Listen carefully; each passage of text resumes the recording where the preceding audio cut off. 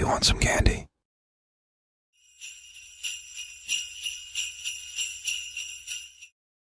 Let me be clear about this. Should you discover any Christmas gifts beneath your tree post-Christmas that you didn't place there, urgently contact the police. Leave the house as soon as you can, and under no circumstances should you open the present. I lived in Brisbane, Australia. With my wife Sarah and our 2 young boys, the Christmas tree is typically adorned with numerous gifts on Christmas Day. These include presents from both my wife and me, as well as gifts from grandparents and the boys themselves.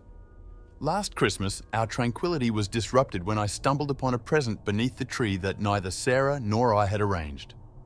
Our initial assumption was that it might be from our parents or even one of the boys, so we dismissed any concern, opting to delay opening it until we could identify the sender. On the morning of the 26th, as I rose early to prepare coffee, that solitary gift remained. A compact box measuring roughly 6 inches in height and width was adorned with expertly wrapped bright red paper and a small green bow on top. However, an inexplicable unease crept over me as I entered the living room, noticing an anomaly surrounding the present.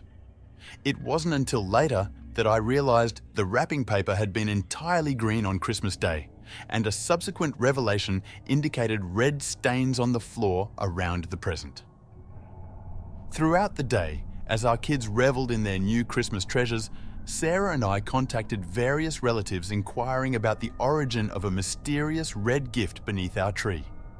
As the day unfolded and family members denied any involvement, our bewilderment deepened. Although there were no signs of a break-in or forced entry, the mysterious gift demanded an explanation. Mary and I invested the entire day attempting to unravel the mystery, leaving us mentally drained by nightfall.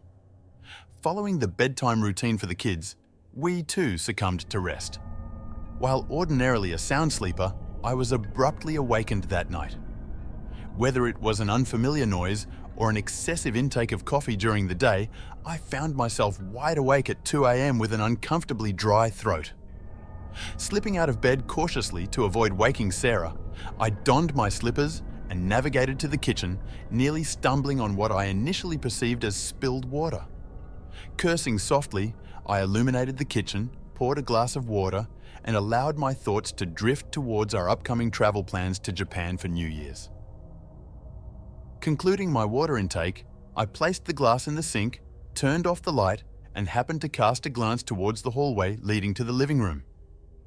From my vantage point, I had an unobstructed view of our Christmas tree, revealing the unsettling sight of the mysterious present being opened.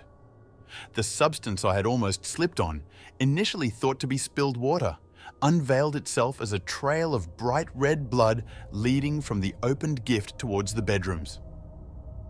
My body remained frozen in shock momentarily, but a surge of urgency propelled me into action. Armed with the largest kitchen knife, I stealthily approached the hallway, vigilant not to create any noise.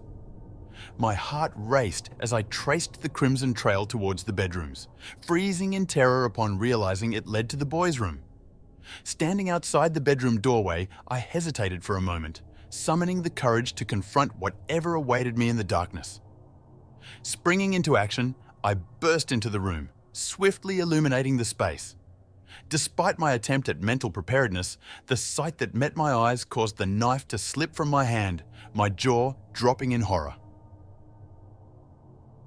The boys' room housed twin beds, with Micah, the eldest, on the left, and Jamie, a year younger, on the right. Micah slept peacefully, wrapped in his sheets, but the sight of Jamie made me almost nauseous. His sheets lay discarded and his lifeless form sprawled on the mattress in an unnaturally rigid pose. Limbs contorted in ways that defied the natural movement of bones, and his unseeing eyes stared blankly at the ceiling. Blood saturated his pillow, mattress, everything. Attached to Jamie's neck was a grotesque entity resembling a cross between a leech and a slug.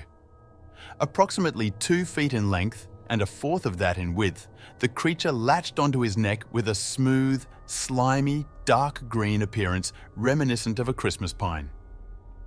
However, on closer inspection, I realized it wasn't merely attached to his neck. It was embedded within. This repulsive creature had torn open Jamie's throat and burrowed its head into the exposed wound. In horrified fascination, I watched as the creature pulsated and writhed, feeding off my deceased son's blood and who knows what else. Paralyzed for a cursed minute, I couldn't move or avert my gaze. Eventually, I tore myself away, stumbling back into the hallway. The inevitability of Jamie's demise was apparent without checking, and the need to call the police penetrated my shock-induced stupor. In a daze, I staggered into the living room, my focus inexplicably drawn to the mysterious present. The box, now soaked in blood, had been torn open by the creature it contained.